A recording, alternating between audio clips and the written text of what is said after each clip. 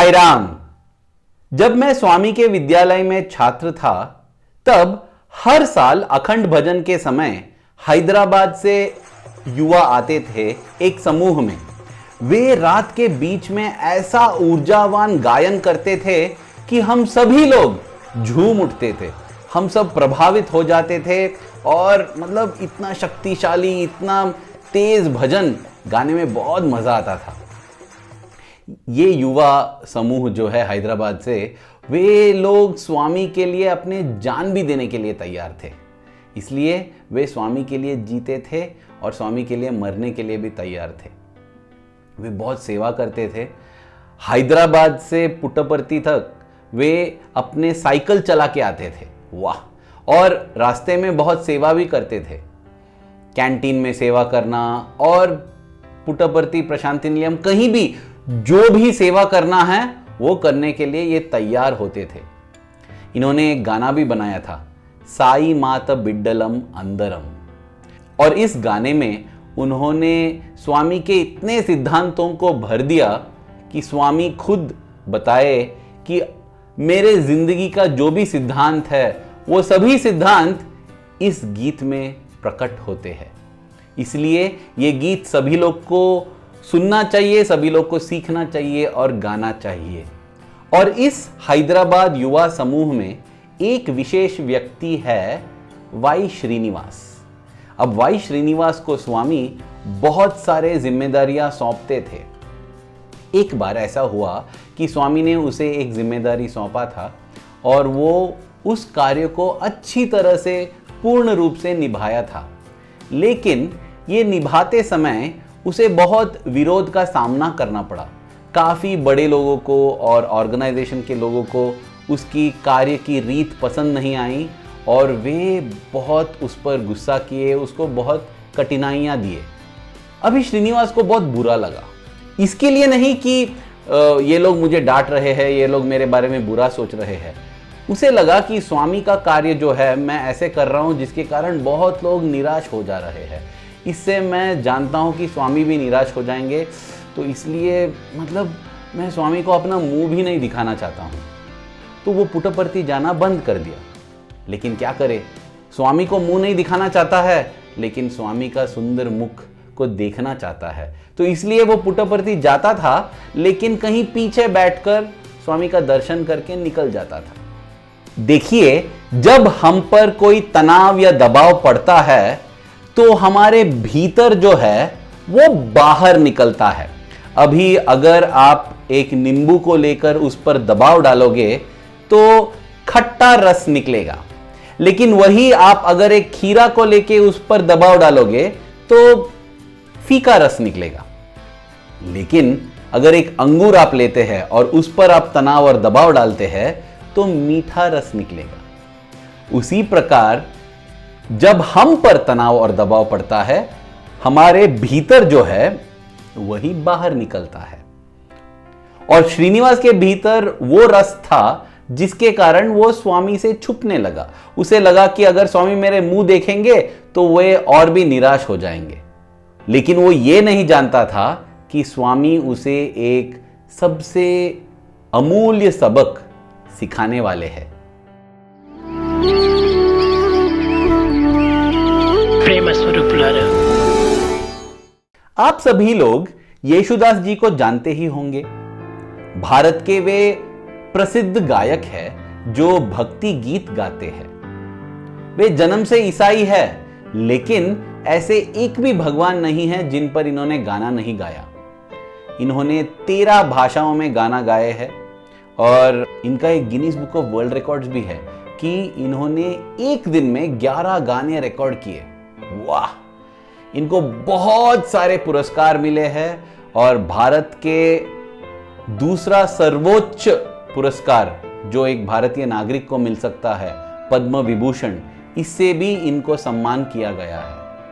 इनका सर्वप्रिय देव है भगवान कृष्ण और उसमें भी गुरुवायूरप्पन के रूप, भगवान कृष्ण को गुरुवायूरप्पन के रूप में पूजा जाता है गुरुवायूर में, केरला में। और इस गुरुवायूरप्पन से बहुत प्रेम करते हैं येशुदास जी। लेकिन आश्चर्य की बात यह है कि वे अपनी जिंदगी में एक बार भी गुरुवायूरप्पन के मंदिर के भीतर नहीं गए हैं। क्यों? क्योंकि इस मंदिर में सिर्फ हिंदुओं को प्रवेश दिया जाता है, ईसाइयों को नहीं। इसलिए हमारे प्रिय भगवान जो है ना, कहते हैं कि there is only one religion, the religion of love. एक ही धर्म है, प्रेम का धर्म। प्रेम नहीं तो धर्म नहीं। लेकिन क्या करे, इनको अंदर जाने से मना किया गया है। अब यीशुदास जी जो है ना, वे अंगूर है। उन पर जब दबाव और तनाव आता है तो मीठा रस निकलता है। उनसे निकला भक्ति रस। उन्होंने इतने सारे गाना गाए गुरुवायूरप्पन पर, इतने सारे एल्बम्स बनाए हैं कि शायद उन्हें मंदिर में प्रवेश करना मना है, लेकिन जब भी कोई भी गुरुवायूरप्पन जी भगवान के गाने सुनते हैं ना, वे यीशुदास जी के आवाज में सुनते हैं और यीशुदास जी को याद करते हैं। गुरुवायूरप्पन और यीशुदास एक बन गए हैं, तत्त्वमसि अहम ब्रह्मास्मि, उस भाव में। वाह, क्या मुंह तोड़ जवाब दिया है यीशुदास जी ने। जिन्होंने इनको रोका उनको ऐसा जवाब दिया, क्योंकि ये अंगूर है, दबाने से मीठा रस निकलता है। एक और उदाहरण, आप रामकृष्ण परमहंस जी को तो जानते हैं। हाँ, जब भी हम रामकृष्ण परमहंस को याद करते हैं, उनके साथ दूसरा नाम जो याद आता है वो है स्वामी विवेकानंद का। शायद तीसरा नाम होगा, लेकिन हम इतना जानते हैं कि उनका सर्वश्रेष्ठ शिष्य है स्वामी विवेकानंद। वे 1881 में भगवान रामकृष्ण परमहंस जी के शिष्य बने और उसके 12 साल बाद 1893 में 11 सितंबर को, वो दिनांक याद है ना, 11 सितंबर को हमें लगता है कि 2 ट्विन टावर जो है वो गिर गए। उस 11 सितंबर को अहंकार और ममकार के जो ट्विन टावर थे वो गिर गए, क्योंकि उस दिन अमेरिका में Swami Vivekananda ji parliament of religion Chicago में खड़े होकर उन्होंने कहा, मेरे अमेरिका के भाइयों और बहनों, और कोई ऐसा सुना नहीं था किसी को, सभी को अपने भाई और बहन बुलाते हुए। तालियां बजती गई 1, 2, 3, 4 मिनट के लिए। उसके बाद दुनिया को पता चल गया कि भारत से एक ऐसा योद्धा, ऐसा शूरवीर आया है जो दुनिया को बदलने वाला है।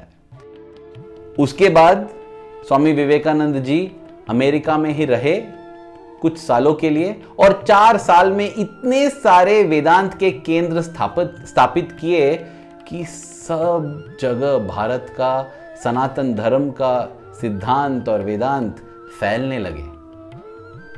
उस जमाने में अमेरिका जाना आना आसान नहीं था, महीने लग जाते थे, क्योंकि एरोप्लेन तो नहीं था, शिप में जाना पड़ता था, है ना।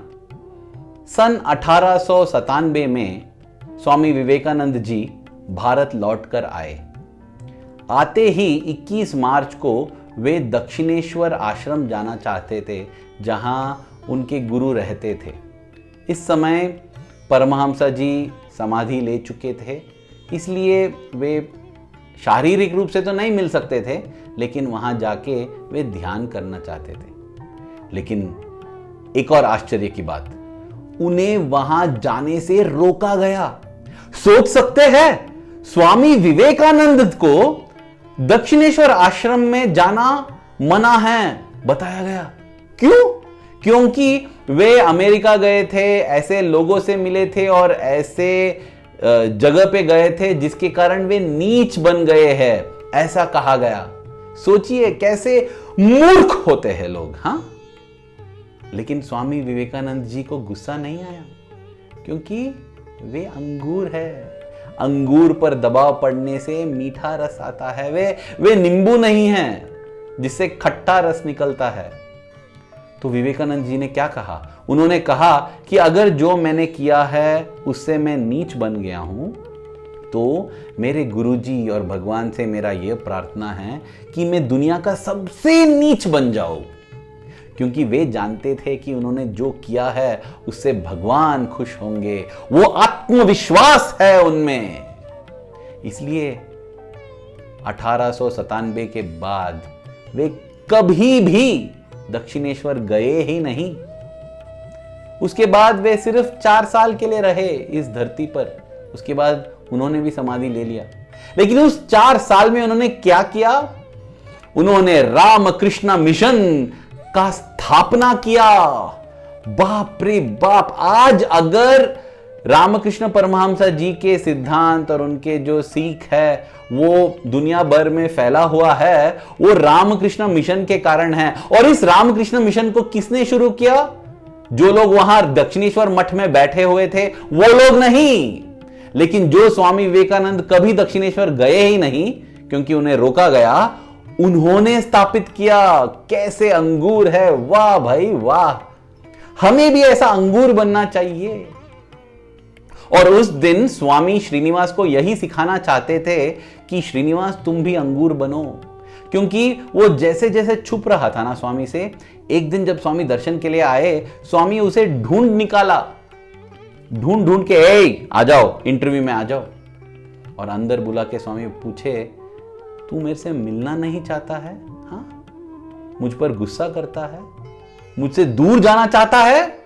नहीं स्वामी, नहीं स्वामी, माफ कर दीजिए, मैं हमेशा आपके पास रहना चाहता हूं, आपको खुश करना चाहता हूं, लेकिन मुझे लगता है कि मेरे कार्यों से आप निराश हो गए होंगे, इसलिए मुझे अपना मुंह दिखाने का मन नहीं किया, मुंह दिखाने का साहस नहीं आया।